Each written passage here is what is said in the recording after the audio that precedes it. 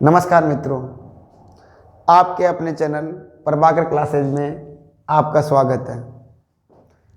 मित्रों, इस प्रभाकर क्लासेज के अंदर आपको math, science, English, Sanskrit, SST आदि विषयों के जो 10th क्लास तक के जो भी विषय हैं उसमें तो ये सब्जेक्ट, और 11th-12th के अंदर भी फिजिक्स और केमिस्ट्री, इंग्लिश, मैथ, ये सारा कंटेंट अपने जो एनसीईआरटी पैटर्न है वो भी हिंदी मीडियम का एक जिसका आपको बहुत कम चैनल है जो हिंदी मीडियम के तरह के सारे क्लासेस उपलब्ध कराते हैं। और हिंदी मीडियम के बच्चे जो वही पढ़ते हैं जो बेचारे गरीब आदमी होते हैं, जिनको एक अच्छी शिक्षा प्राप्त नहीं हो पा रही है। भाई यार मैं क्या करूं, इतनी फीस अफोर्ड नहीं कर सकता, इंग्लिश मीडियम में नहीं जा सकता। जिन बच्चों को, हिंदी मीडियम के बच्चों को जो एक अच्छा अपना कंटेंट जो कम पेस में प्राप्त नहीं हो पाता है, उसके लिए हमने सोचा क्यों ना यार इन बच्चों के लिए या जो अच्छे बच्चे हैं उनके लिए भी ये फ़ायदेमंद हो सकता है। क्योंकि यहाँ पर अपने इस चैनल के माध्यम से आपको मतलब पूरा साइंस का पैटर्न, और जो हमारे साथी दोस्त हैं उन्होंने भी कहा सर हम भी तैयार हैं आपके साथ के इन बच्चों का जो है भविष्य है वो सुधर जाए, तो थोड़ी सी मेहनत के साथ में ही। तो इसलिए यदि हमारे इस चैनल के साथ में जुड़कर और आप लोग यदि प्रॉपर तरीके से एक एक लेसन को एक स्टेप बाय स्टेप पढ़ते हो, तो मैं गारंटी के साथ कह सकता हूं कि आपके जो परिणाम प्राप्त होगा उस परिणाम में आपके अच्छे अंक प्राप्त होंगे। ये मैं दावे के साथ कह सकता हूँ। इसके लिए मैं थोड़ा सा आपको साइंस के बारे में बताना चाहूँगा कि साइंस के अंदर अपने पास में जो पहला लेसन है वो पहला लेसन है 6 नंबर का। इसका नाम है रासायनिक अभिक्रियाएं एवं समीकरण। बेटा दूसरा लेसन है हमारे पास में अम्ल, सार और लवण। यह है 7 नंबर का पार्ट है। इसके अंदर अपन पढ़ते आ रहे हैं अम्ल क्या होते हैं, वो सर स्वाद में खट्टे होते हैं, अम्ल कहलाते हैं, जो स्वाद में कड़वे होते हैं सार कहलाते हैं। थोड़ा सा अपने बारे में इसको तो नॉलेज है, अपन 8वीं क्लास में भी पढ़े हैं इसके बारे में। सर इसमें क्या और चीज़ें हैं? बेटा इसमें ज़्यादा कुछ नहीं है। एक ट्रिक के साथ में मैं कहूँगा, बहुत आसान सी भाषा में मैं आपको इसका कंटेंट आपको उपलब्ध हो जाएगा वीडियो के अंदर, और वो भी एक ही वीडियो के अंदर एक शॉर्ट में। धातु और अधातु उसके यौगिक नंबर है 5 नंबर का, ये भी आसान सा टॉपिक है। कार्बन और उसके यौगिक है 7 नंबर का। ये वाला जो 7 नंबर का टॉपिक है पार्ट है, उस 7 नंबर के पार्ट में कार्बन है, उसके यौगिक है, जैसे इसमें आईपीएसी नाम आ गए, कुछ रासायनिक अभिक्रियाएं होती है उसमें, जैसे मिसेल की संरचनाएं हो गई, वो चीज़ें इसमें है। वो भी बिल्कुल आसान भाषा में एक ट्रिक के साथ आपको उपलब्ध हो जाएगी। जैव प्रक्रम है 8 नंबर का टॉपिक है, 8 है। इस 8 नंबर के अंदर अपन को जो है जैसे कि श्वसन हो गया, उत्सर्जन हो गया, पाचन हो गया, मूत्र निर्माण की प्रक्रिया हो गई, हृदय, हमारा हृदय किस प्रकार से कार्य करता है उसके बारे में हो गया, हमारा भोजन का पाचन कैसे होता है उसके बारे में। तो ये 8 नंबर का टॉपिक है, और यहाँ से दीर्घ उत्तरात्मक प्रश्न अवश्य अपन को देखने को मिलता है। ये भी मैं एक ट्रिक के साथ में विथ टॉपिक एक स्टेप बाय स्टेप, जैसे हमारा भोजन अपन कहाँ से खा रहे हैं, सर्वप्रथम मुख के द्वारा खा रहे हैं, फिर मुख से कहाँ जाएगा, ग्रसिका में, फिर ग्रसिका से ग्रसनी में, ग्रसनी से आमाशय में, आमाशय में कौन से अम्ल है। देखो आमाशय में हमारे पास मैंने ट्रिक में है, आमाशय में कौन कौन से अम्ल स्रावित होते हैं, कौन कौन से एंजाइम हैं जो भोजन का पाचन कर रहे हैं। तो उसके लिए भी मैंने एक एक ट्रिक बना रखी है। जैसे आमाशय में पेप्सिन, रेनिन और एमाइलेज एंजाइम वगैरह है जो इसके द्वारा स्रावित होते हैं। उसके बाद में कि मैं ट्रेन से सफ़र कर रहा था, तो ट्रेन से सफ़र कर रहा था, अचानक रेन स्टार्ट हो गई। तो मैंने कहा यार ऐसा कर दोस्त, जा तू थोड़ा सा पेप्सी की बोतल लिया, तो पेप्सी की बोतल लेके आया। इसका मतलब कौन कौन से एंजाइम हो गया, रेन आई तो रेनिन आमाशय के द्वारा स्रावित होता है, पेप्सी लेने गया तो पेप्सिन एंजाइम है। अभी किसका पाचन करता है मित्रों, वीडियो को जब आपको मैं ये टॉपिक कराऊंगा तब आपको ये सारी चीज़ें उपलब्ध हो जाएगी, वो भी ट्रिक के साथ में। आपको याद करने की जरूरत नहीं है, एक बार देख लो आप, तो आपको एग्जाम तक का गारंटी के साथ में अच्छा रिवीजन हो जाएगा। उसके बाद में है बेटा 6 नंबर का जो मानव नियंत्रण एवं समन्वय है, यानी मनुष्य में नियंत्रण किस प्रकार से होता है, मनुष्य में संतुलन किस प्रकार से होता है, वो किस प्रकार से अपने आप को संतुलित कर पा रहा है, उसके लिए भी कौन सा काम कार्य कर रहा है। जैसे हमारे तंत्रिका तंत्र है, वो एक अच्छा नियंत्रण और समन्वय का कार्य करते हैं। कुछ एंजाइम्स होते हैं, कुछ हार्मोन्स होते हैं जो हमारे शरीर को संतुलन बनाए रखने में सहायक होते हैं। उसके बाद में जीवों में जन्म, ये भी 7 नंबर का है, बहुत अच्छा कंटेंट है। जैसे जनन 2 प्रकार के होते हैं, एक तो लैंगिक और एक अलैंगिक। लैंगिक के अंदर कौन कौन से होंगे, अलैंगिक के अंदर कौन कौन से होंगे। अलैंगिक जनन कौन कर पाते हैं और लैंगिक जनन कौन कर पाते हैं। लैंगिक जनन जैसे पादपों में और जीवों में और मनुष्य में होता है, उनके बारे में इसमें उपलब्ध है। वो भी बिल्कुल आसान भाषा में, बहुत मस्त तरीके से, और वो भी एक शॉर्ट में, और पूरा का पूरा निचोड़ उस पाठ का आपको देखने को मिलेगा। देखो उसके बाद में आनुवांशिकता, 4 नंबर का लेसन है। अब आनुवांशिकता में 4 नंबर में जैसे वंशागति के 3 नियम है, प्रभाविता का नियम, पृथक्करण का नियम और स्वतंत्र अपयोग का नियम, आपको यहाँ इसमें देखने को मिल जाएंगे। कुछ आनुवांशिक शब्दावलियाँ हैं, जैसे जीन क्या होता है, जीन से जोड़ लगाओ ऐसा, तो जोड़ जीन शब्द किसने दिया, जॉनसन ने। जीन क्या होता है, जैसे कि आपने देखा आपके पापा के कान इधर की तरफ है तो आपके कान भी इधर की तरफ ही है। बताओ आपके कान यहाँ की जगह यहाँ क्यों नहीं आया। हाँ यार, सब हम तो कभी सोचा ही नहीं है इस चीज का। तो आपके यहाँ की यहाँ है, आपके पापा की भी आए, मनुष्य की सारी आंखें यहाँ पर है, तो यहाँ की जगह यहाँ ही क्यों आई, इस जगह क्यों नहीं आई। ये कौन सा कारक है जो ये निर्धारित करा कि आंखें यहीं पर रहेगी और सभी मनुष्य में आंखें यहीं की यहीं है। कभी आपने सोचा इस चीज के बारे में। तो ये चीजें भी आपको इस पाठ के अंदर मैं जब पढ़ाऊंगा, आनुवांशिकता वाला पाठ है, इसके आनुवांशिकता के जनक कौन है, ग्रेगर जॉन मेडल। जन्म कब हुआ था वो भी ट्रिक के साथ में, पूरा उनकी जीवनी, मतलब एक इजी लैंग्वेज में, बिल्कुल आसान सी भाषा में मैं आपको उपलब्ध करवा दूंगा, ये गारंटी है मेरी। उसके बाद प्रकाश का परावर्तन और अपवर्तन। प्रकाश का परावर्तन, किसर लाइट आई, कुछ लाइट तो देखो सीधी निकल रही, उधर का भी दिखाई दे रहा है, इसमें से मैंने इधर देखा तो उधर का पीछे का दिखाई दे रहा है, क्योंकि पारदर्शी है, और ये इसके पीछे का मुझे नहीं दिख रहा है।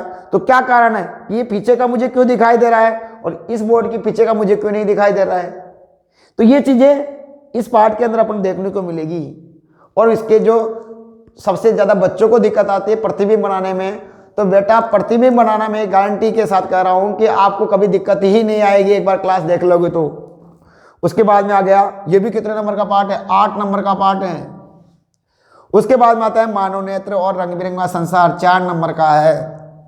इसमें जैसे कि दोष आ गए हमारे, मानव नेत्र से संबंधित कौन कौन से दोष होते हैं, जैसे निकट दृष्टि दोष, जैसे आपके पास में आ गया निकट दृष्टि दोष, निकट दृष्टि और दोष।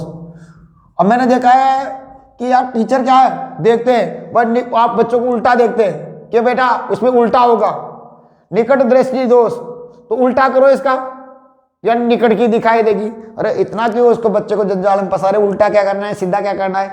सीधी सी भाषा में कौन की, दोष को तो मार दो गोली। अब देखो निकट यानी क्या होता है, पास, और दृष्टि यानी दिखाई देना, दिखाई देना। तो देखो सीधी सी बात है कि मानव नेत्र का ऐसा दोष जिसमें पास की वस्तु तो दिखाई देती है, दूर की नहीं दिखाई देती, और उसमें उल्टा सुल्टा क्या करना है, निकट दृष्टि दोष, यानी सर ये है उल्टा होगा इसका, मतलब उल्टा क्या होगा, सीधी सी बात, निकट यानी पास, दृष्टि यानी दिखाई देना, जिसमें ऐसा दोष जिसमें निकट की वस्तु तो दिखाई देती है लेकिन दूर की वस्तु दिखाई नहीं देती है। उसके लिए कौन सा दोष होता है मानव नेत्र का, निकट दृष्टि दोष होता है। अब इसका निवारण कैसे किया जाए, इसका भी आपको वीडियो के अंदर मिल जाएगा, ये गारंटी है।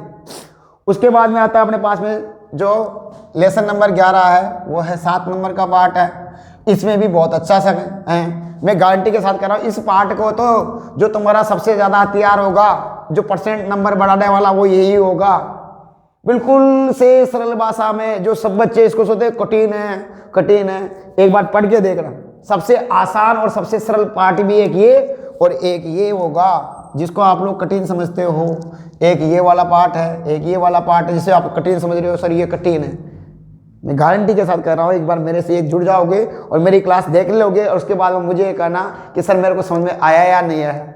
उसके बाद में बेटा आता है 12वां लेसन आता है हमारे पास विद्युत धारा, वो है 6 नंबर का। विद्युत धारा है वो 6 नंबर का पार्ट है, विद्युत धारा का चुंबकीय प्रभाव।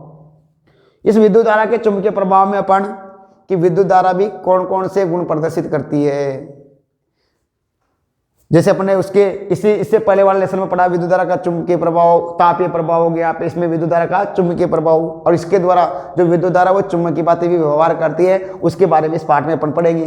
जैसे फ्लेमिंग का वामस्थ का नियम, दक्षिणस्थ का नियम, चुंबकीय क्षेत्र रेखाएं।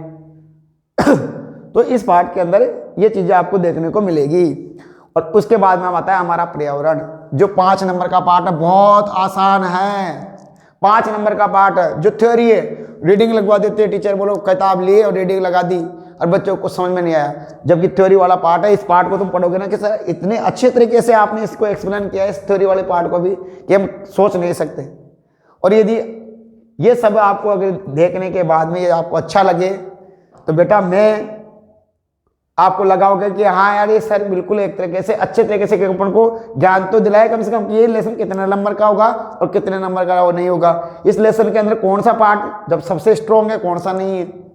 तो बेटा मैं गारंटी के साथ कह रहा हूँ कि आप 1 बाय 1 जैसे ही वीडियो आए तो आप एक बार देखते जाओ, और पास्ट रिविजन आपको लग रहा है यार मुझे रिविजन करना है पास्ट तरीके से, तो आप स्पीड कम करके या स्पीड ज़्यादा करके भी देख सकते हो, जैसे आपको सूटेबल लगे वैसे। इसलिए मित्रों मैं तो कहता हूं कि आप प्रभाकर क्लासेस के साथ जुड़िए, और मैं दावा कर सकता हूं कि आपके साथ में नाइंसाफी नहीं होने दूंगा। मैं, मेरे 2 साथी जैसे इंग्लिश के सर है, SST वाले सर है, संस्कृत वाले सर है, वो आपके साथ में सारे कंटेंट जल्दी जल्दी से उपलब्ध करवाए जाएंगे। और आप लोगों में चाहता हूँ कि यार 10वीं 8वीं 10वीं और 12वीं का जल्दी से एक बार पास्ट रिविजन हो जाए। तो आपके साथ इस चैनल के अंदर जो NCERT के जो भी कंटेंट जो भी किताबें हैं उन किताबों का पूरा निचोड़ आपके पास में इस चैनल पर आपको उपलब्ध होता रहेगा। तो मैं दावे के साथ कह सकता हूं जैसे कि आपको सर मेरे को आता है इस लेसन के अंदर कौन कौन सी समस्याएं आती है, सर इसका संशोधन कैसे हो। जैसे मैं कह रहा हूं सर इसके अंदर क्या है, इसके अंदर सर आता है जैसे कि तत्व क्या होते हैं। अब तत्व क्या होंगे, तत्व के बाद में फिर आएंगे सर क्या तत्वों से क्या बनेंगे यौगिक। अब सर यौगिक कैसे बनेंगे, और यौगिकों से क्या बनाएंगे अणुसूत्र। बताओ सर अणुसूत्र कैसे बनेंगे, और अणुसूत्रों से क्या, अणुसूत्रों से रासायनिक अभिक्रियाएं होगी, रासायनिक अभिक्रियाएं होगी। सर रासायनिक अभिक्रियाएं तो कई प्रकार की होती है, कैसे याद करेंगे, बिल्कुल एक ट्रिक के साथ में हो जाएगी। उसके बाद में आपको रासायनिक अभिक्रिया से क्या बनेगी, रासायनिक समीकरण बनेगी बेटाओ। अब सर इसको कैसे किया जाएगा, हम कैसे बनाएं, हमें तो सर डर लगता है, हमें तो ढंग से तत्व ही याद नहीं है। तो तत्व से क्या सर यौगिक कैसे बनेंगे, हमें समझ में नहीं आता ये चीज।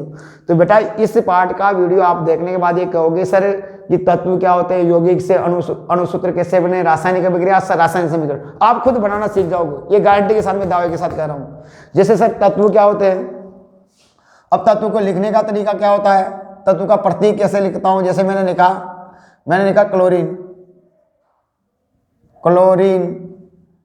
अब अपन जो मैसेज टेक्स्ट मैसेज भेजते हैं उसको लिखना अपना आता है, इतना तो मैं कह सकता हूँ जैसे क्लोरीन। वैसे ये शुद्ध रूप नहीं है लेकिन आपके लिए मैं कह रहा हूँ। जैसे क्लोरीन का क्या बन रहा है C और L, तो Cl हो गया, क्लोरीन का सिंबल हो गया, प्रतीक। क्लोरीन एक तत्व है, इसका प्रतीक क्या होता है Cl होता है। अब क्लोरीन मतलब खतरा, खतरा मतलब 17, तो क्लोरीन का किससे खतरा है 17 से, तो इसका परमाणु क्रमांक हो गया 17। पता परमाणु क्रमांक याद करने की भी जरूरत नहीं पड़ेगी देखने के बाद में। अब सर उसके बाद क्लोरीन सर इससे यौगिक कैसे बना, जैसे मैंने कहा इससे यौगिक कैसे बनाए, जैसे कि हाइड्रोजन क्लोराइड दे दिया आपको, हाइड्रोजन क्लोराइड, क्लोराइड। अब सर इसका तत्व कैसे यौगिक कैसे बनेगा, इसका ये बढ़ा दिया अपन ने यौगिक, सर ये क्यों बना। तो इसके लिए भी देखो बेटा हाइड्रोजन का प्रतीक क्या होता है, हाइड्रोजन से क्या होगा HY, तो H, और क्लोराइड का Cl, इसकी संयोजकता होती है 1 और इसकी संयोजकता होती है -1। हमेशा यौगिक क्या बनेगा, जो परमाणु इलेक्ट्रॉन त्याग करेगा और दूसरा ग्रहण करेगा तभी यौगिक बनेगा बेटाओ। यानी कि एक परमाणु के द्वारा इलेक्ट्रॉन त्याग किए जाते हैं तथा दूसरे के साथ में ग्रहण किए जाते हैं तभी यौगिक का निर्माण बनेंगे। अब बेटा जैसे कि इसका इसके साथ में क्रॉस कराया, इसको इसके साथ में क्रॉस कराया, हमारे पास क्या बन गया HCl बन गया, हो गया। तो ये तो हो गया हमारे पास में यौगिक हो गया, क्योंकि इसने 1 इलेक्ट्रॉन त्याग किया, क्लोरीन ने 1 इलेक्ट्रॉन ग्रहण कर लिया, इसलिए हाइड्रोजन क्लोराइड बन गया। अब सर इसका अणुसूत्र अपन क्या होगा, अणुसूत्र HCl हो गया। इससे हमारे को रासायनिक अभिक्रिया होगी और रासायनिक अभिक्रियाओं से रासायनिक समीकरण अपन बना सकते हैं। तो बेटा इस प्रकार से हम इसकी इस पार्ट की पूरा का पूरा निचोड़ अपने एक बिल्कुल शॉर्ट में, एक स्वीट में और पूरा कंटेंट आपको उपलब्ध करा दिया जाएगा, ये गारंटी के साथ मैं कह रहा हूँ। इसलिए यदि बेटा मैं तो ये कहता हूँ कि एक बार आप देखो और देखने के बाद में अच्छा नहीं लगे तो मुझे कहना कि सर हाँ आपका वीडियो मैंने देखा था और आपका वीडियो अच्छा नहीं लगा। मैं मेरे कहने से एक बार इस प्रत्येक लेसन का जो वीडियो है वो देख लो और मैं देखने के बाद में दावा कर सकता हूँ कि आपके परिणाम में अच्छे अंक प्राप्त होंगे और मेरे दोस्त साथी है वो भी आपको पूरा का पूरा सहयोग प्रदान करेंगे। और सहयोग के साथ में मैं कोशिश करूँगा कि लगभग जो सारे सब्जेक्ट है वो एक बार एक शॉर्ट रिवीजन, फास्ट रिवीजन करवा दिया जाए आपके लिए, ताकि आपको अच्छे नंबर प्राप्त हो सके, आप जो रिजल्ट आए उसमें आप अच्छी परसेंटेज बना सके बेटा। क्योंकि आज का समय है परसेंटेज का है, क्योंकि आजकल 10, 20, 30, 40, 50% को कोई नहीं पूछता। आज तेरी परसेंटेज किसी 80% बढ़ जाती है उसका भी कोई मायना नहीं। लेकिन पहले प्राचीन काल में जब 60% पास होना बड़ी मुश्किल होता था, वहाँ पर उस समय 60% को भी वो मेरिट के बराबर मानते थे। लेकिन आज एक एजुकेशन एक बिल्कुल आसान हो गई, बहुत आसान हो गया।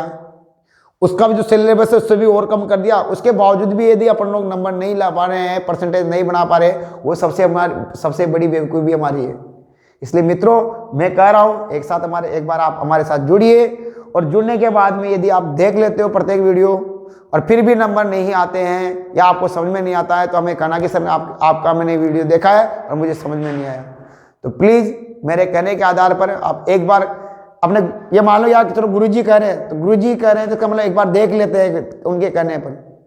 क्योंकि कहा जाता है कि गुरुर् ब्रह्मा गुरुर् विष्णु गुरुर् देवो महेश्वर, गुरुर् साक्षात परब्रह्म तस्मै श्री गुरुवे नमः। अर्थात गुरु ही ब्रह्मा है, गुरु ही विष्णु है, गुरुर् देवो महेश्वर, यानी गुरु ही भगवान के बराबर माना जाता है। तो मेरे कहने के आधार पर आप गुरु मानते हो तो मेरे कहने के आधार पर एक बार आप प्रत्येक लेसन की वीडियो देखना और देखने के बाद यदि नहीं समझ में आए तो मुझे बताना आप लोगों को। थैंक यू, धन्यवाद।